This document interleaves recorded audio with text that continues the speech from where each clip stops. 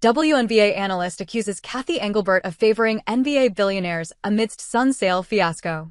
Credit where credit is due, Cathy Engelbert has done a good enough job of leveraging the sudden rise in popularity for the WNBA. A $2.2 billion media rights deal for the next 10 years, the All-Star Weekend in Indianapolis, and the newest team in the Bay, all tick the boxes. However, not everything is sunshine and rainbows. There is one area where Engelbert is missing the mark: the Connecticut Sun sale. The Mohegan tribe has been keeping an ear to the ground about potential buyers for the last year or so. Even though they've had a long run with the Sun, the group realized that it's going to be hard to keep up in this rapidly evolving phase of the W. Fair enough. So now, regardless of their poor regular season record, they've gotten offers from a couple of suitors around the $325 million mark. Steve Pagliuca, a former Boston Celtics minority owner, and Mark Lasry, a former Milwaukee Bucks owner, want the Sun to stay in New England. Here's the kicker: Cathy Engelbert seems to be stopping both sales from going through. After Pagliuca's initial offer, it was reported that the commissioner hadn't presented the case to the board of directors. That meant the exclusivity period between the two parties had expired before they could proceed. It hasn't been much different for Lasry. So, there's one speculation behind the ignorance: NBA ownership. Reports suggest that the league would rather move the team to Houston. However, from what we know, Tillman Fertitta has not matched the $325 million offers on the table. But that's not the only option that Engelbert provided to the Mohegan tribe. Cleveland offered to buy the Connecticut Sun for $250 million, but the tribe refused to explore. According to ESPN sources, that's where the trouble began. Now, as bid continues, Quita, from Quita Loves Sports on YouTube and X, criticized the budding league for its handling of this sale. In the latest episode of her show, the WNBA analyst pointed out that the Mohegan tribe was the league's first independent owner. Not to mention, they came in at a time when the NBA support was dying down, virtually indebting the W to them. Your thanks to the Connecticut Sun is to say my way or the highway. Connecticut, you want to sell? Whoop-de-doo. I don't care.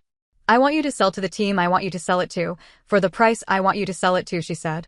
Quita points out that the NBA backing is seemingly more important than being a suitable candidate for a team's relocation.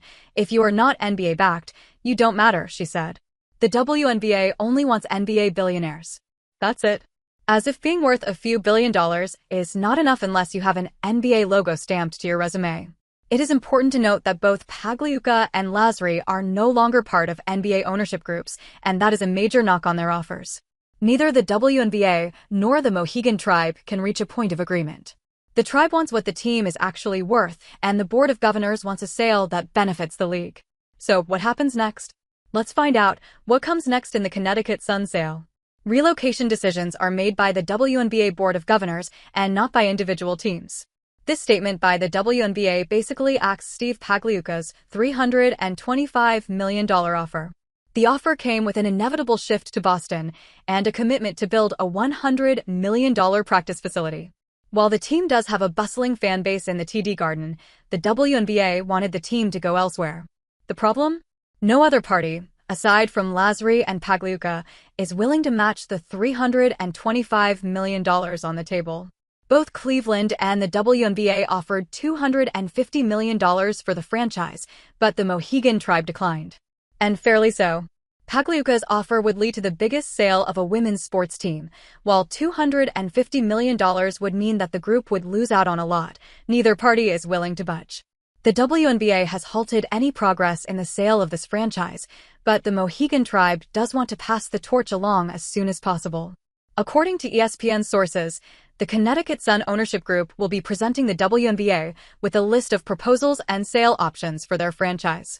The first and most obvious option is a full franchise sale to Steve Pagliuca's group and a potential relocation to Boston.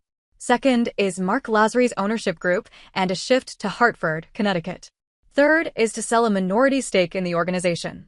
And lastly, allowing the WNBA to buy the team at full price, $325 million, and relocate it as per their choice. It will be interesting to see whether the league and the ownership group can agree in the coming weeks. Because of the WNBA's increasing popularity, every move that the league makes is crucial. Can Cathy Engelbert implement her vision of expansion? Or will this Connecticut Sun fiasco show weaknesses in her armor?